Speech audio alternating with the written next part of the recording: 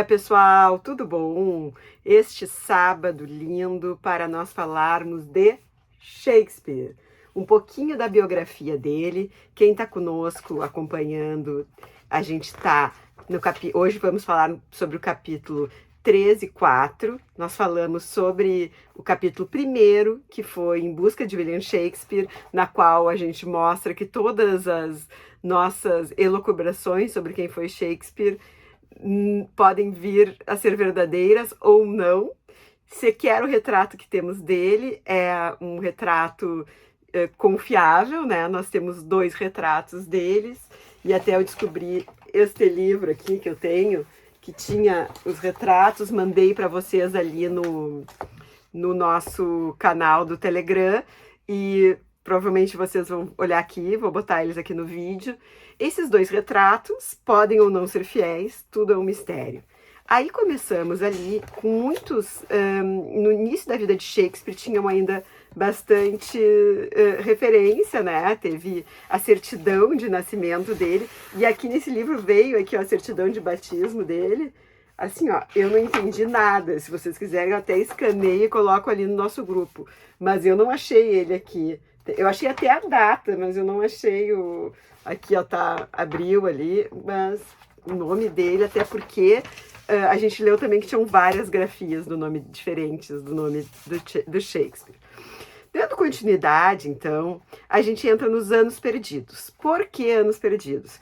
Porque durante essa época, pouco se sabe sobre a história de Shakespeare. Ele realmente ficou perdido, no sentido de que não há nenhuma documentação da vida dele referente a esses anos, que provavelmente foram os anos que ele teria começado a ir para a carreira dele, né? Que ele foi para Londres, né?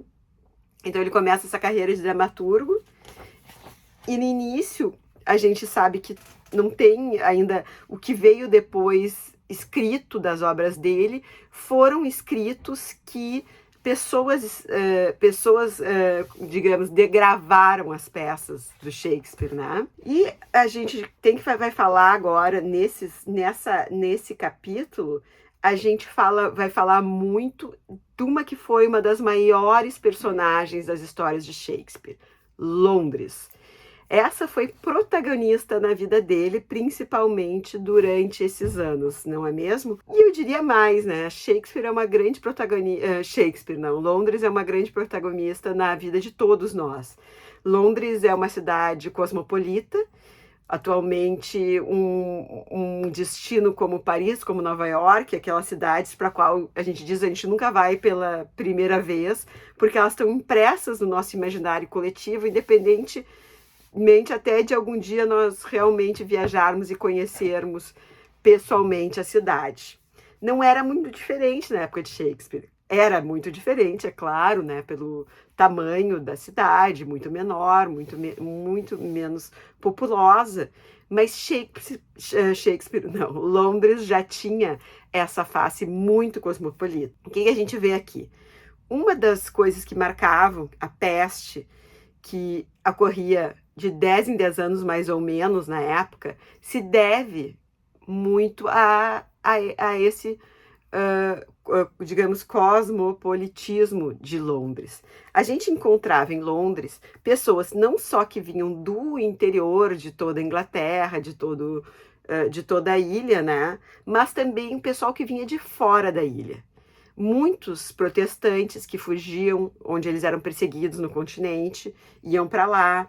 Os marinheiros, não esqueçam que aquela época era uma época pós-grandes navegações, começa as colônias a mandar coisas para as metrópoles e vice-versa, então tinha um grande fluxo de marinheiros ali, e tudo isso, esses estrangeiros que vinham se aventurar lá, os protestantes, etc., e principalmente o pessoal das grandes navegações, traziam as novas doenças, né? Circulavam essas doenças.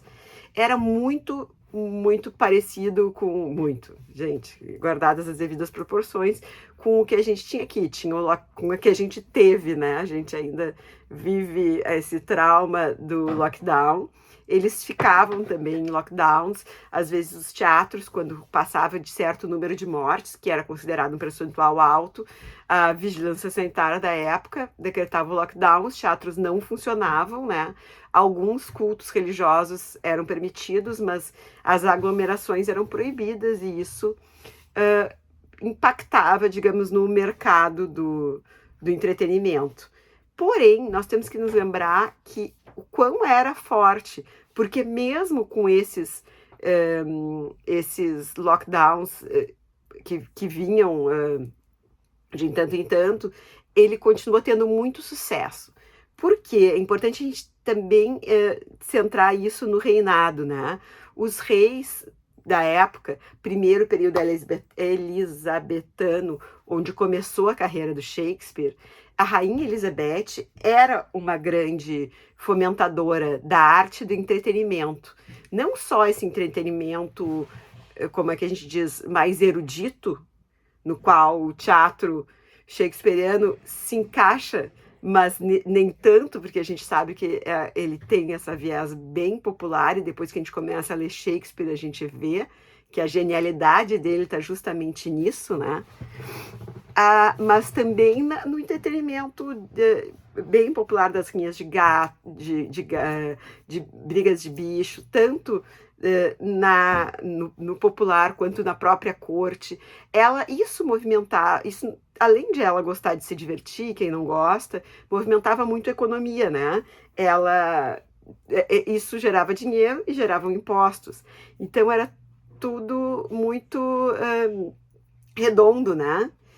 E ela era uma rainha que foi conhecida porque que o período dela foi um período de grande destaque de literatura e poesia, né?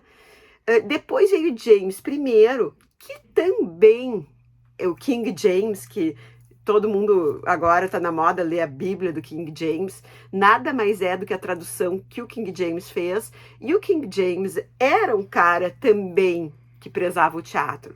Só que o King James tinha aquela parte, quando nós lemos Macbeth, ficou bem ilustrada, né? Shakespeare faz aquela crítica daquela forma shakespeariana dele, de dar as cutucadas e não ser pego pela censura, diferentemente de vários contemporâneos dele, que acabaram sendo mais... não tiveram essa mesma sorte, digamos. O rei James, ele é o que promove a caça às bruxas, né? Além de ele ser religioso, tanto que ele faz a Bíblia do King James, ele escreve, não sei se vocês se lembram, aquilo que foi como é que a gente diz assim, a inspiração de Macbeth, que é o Daemology, que ele fala muito das bruxas, ele faz a caça às bruxas, ele era um cara que ia pessoalmente até a Escócia, onde aconteciam aquelas matanças das bruxas, e assistia. Então, assim, ele foi muito influenciado pela mulher, que era uma princesa dinamarquesa, que na Dinamarca tinha muito estava em voga na época isso. Então, assim, King James era um cara meio perigoso. Eu sou muito mais simpática da Elizabeth. Porém, uma coisa a gente não pode negar. King James, da Bíblia, da Caça às Bruxas, fomentou o teatro. Então, foi uma época muito, muito boa para o teatro. Ele chegou numa Londres que fervia, né? Ele era aquele cara do interior provinciano que chega nessa Londres que estava a mil, né? E eles contam que não só trazia-se as doenças e que as pessoas morriam mais do que morriam mais do que matavam, não, morriam mais do que nasciam, a população crescia igual, porque vinha toda essa gente de fora, né? Essa gente que tornou e que torna Londres tão interessante, né? Outro ponto que foi muito importante na época são as igrejas, né? Ele relata sobre as igrejas, sobre os nomes mais esdrúxulos, igreja da Santa Fulana com Santo Beltrano do não sei o quê. Então, assim, ó, naquela época, a gente vai ter já a Catedral de São Pedro e a Abadia de Westminster como as principais, né? Lembrando que Westminster era a sede de governo, era uma cidade à parte, um lugar que tinha o palácio e a abadia, e escritórios dos burocratas, era a Brasília da época, só que dentro de uma cidade extremamente cultural. Tinha toda a parte, como é que diz? Hoje em dia tem a parte fitness, né? Lá tinha as quadras de tênis também, tinha uma área de caça, hoje eu duvido que algum dos nossos grandes condomínios ofereçam essa área de caça. Enfim, era um condomínio completo para alta nobreza, né? Não é alta burguesia, alta nobreza. Tinham mais de 1000 cortesãos que moravam lá, tinha os parasitas, como a gente já falou, e etc. Então tinha isso, algumas apresentações eram feitas lá, mas também foi a época dos teatros, né? Foram inaugurados vários grandes teatros, e tem algumas curiosidades interessantes que eu gosto que esse livro traz, que é as histórias por dentro das histórias. Nós estamos numa cidade murada também, né? Lembrem-se que a gente ainda está na época medieval. Londres era murada, mas Londres crescia, então tinha o fora do muro, né? Então aquele o circuito Broadway e o circuito Off-Broadway. Então ali fora do muro também tinha uma efervescente vida cultural. No Survey of London, que trazia as estatísticas de London, que foi escrita pelo John Stowe, ele conta que já tinham naquela época os prédios que roubavam os horizontes, como hoje a gente reclama. O trânsito. E ele reclama que os jovens não andavam mais a pé, só andavam de carro. Carro, claro, né? Não motorizado como hoje. Enfim, uma das curiosidades que eu achei muito interessante é que esse cara, né, o John Stowe, que escreveu o Survey of London, ele, apesar de ter contribuído um monte para a história, porque, ele trouxe dados estatísticos daquela época, ele pediu ajuda para o rei, na época, para o King James, né? E o King James, para ajudar ele, patrocinar essa pesquisa científica dele, o que ele deu de ajuda foi uma licença para ele mendigar, né? Porque mendigar era crime e tal, tinha que ter licença, né? Para não ser, senão ia preso, e ele deu essa licença muito generosamente, né? Enquanto dinheiro para caixas bruxas rolava para o censo, não. Mas naquela época, enfim, né, não devia ser tão importante. Até hoje em dia, né, a ciência é muito pouco fomentada pelo Estado. Tínhamos o Tâmisa, né, o Tâmisa sem as limitações que existem hoje. A primeira ponte, né, então, que mostra o lado como é que é, a ponte tinha também uma efervescente comércio e tal. Então, é nessa situação que o livro traz, que eu acho maravilhosa, num pequeno, tu vê, um livro curtinho, a gente se situa na Londres dele. E isso faz muito sentido quando a gente começa a pensar nas peças todas que a gente leu e no que ele se baseou para escrever, porque além dessa situação política, cultural, econômica, a gente vai ter as coisas de dia a dia que influenciavam a vida, a porquice que era, o cheiro de teatro, aquele negócio que eles vendiam, as frutas. Isso está bem retratado também em Shakespeare in Love, que eles vendiam as frutas e as frutas eram usadas também para jogar nos artistas quando eles não estavam como é que a gente diz, representando bem, né? A gente vai, aqui também ele traz outras coisas que são elucubrações, que podem não ser verdade, que dizem respeito à religião de Shakespeare, né? Que ele pode ter ligações católicas e jesuíticas, e aí a gente vê como a igreja se espalhava, né? Os mesmos jesuítas que na época estavam aqui, vindo ajudar a catequizar os índios, essa mesma seita católica, ela estava em Londres, ela estava na Inglaterra, estava presente em Londres, não, estava presente na Inglaterra, sendo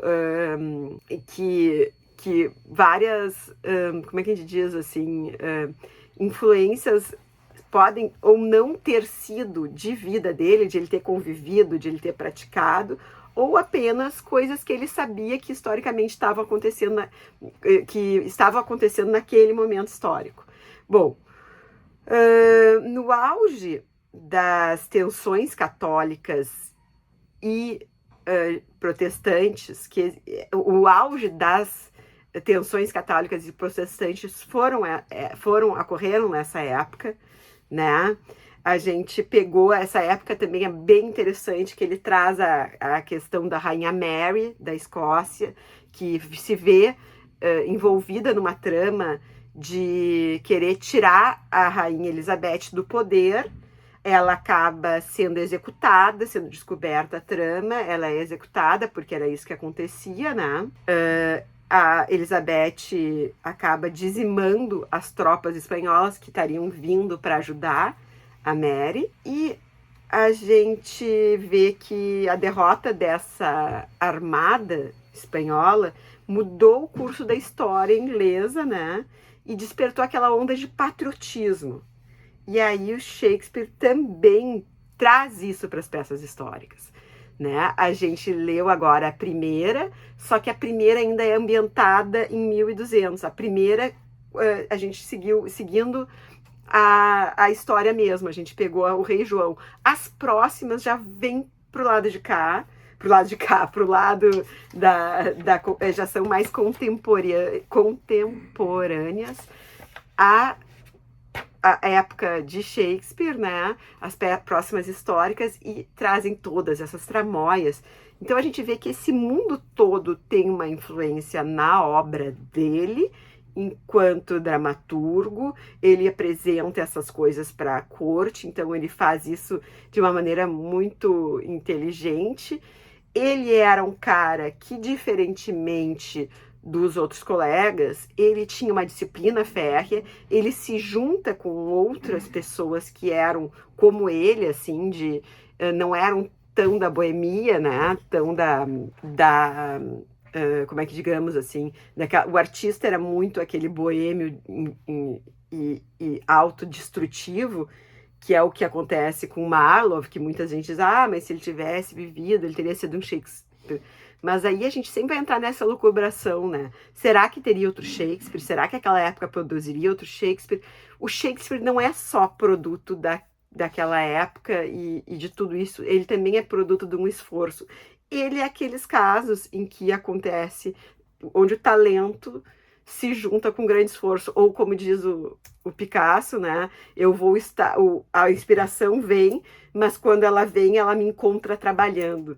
Então ele era o cara propício para o trabalho, se junta com outros caras que têm esse mesmo perfil dele, e eles conseguem fazer conseguem ser uma das coisas mais interessantes que aconteceram naquela cena, naquele cenário como é que a gente diz, de grande fertilidade do teatro, né? E é isso, galera. Acho que é mais ou menos isso que a gente viu aqui, né?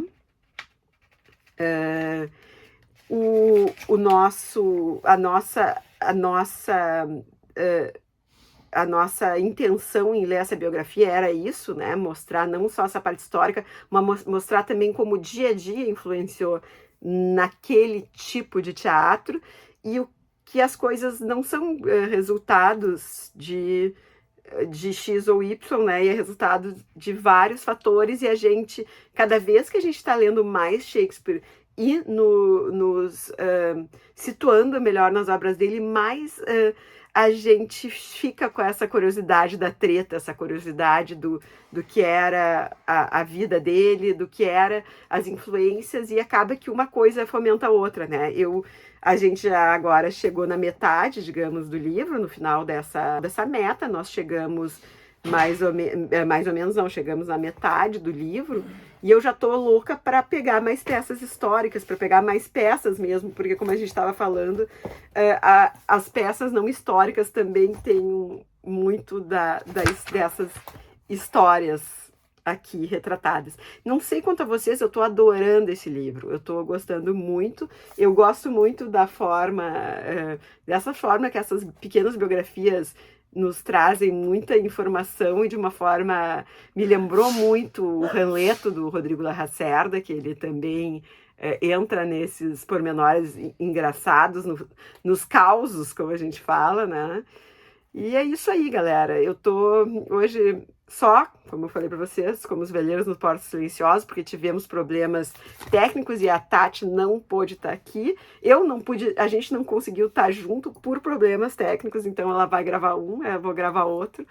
Eu não gosto de ficar aqui falando sozinha, mas enfim, não vamos deixar também o canal, não vamos nos atrasar nas nossas leituras, porque temos muitos Shakespeare e muita vida pela frente. Se você gostou desse vídeo, dê o seu like, inscreva-se no canal e até o próximo vídeo. Abraços! Bom final de semana!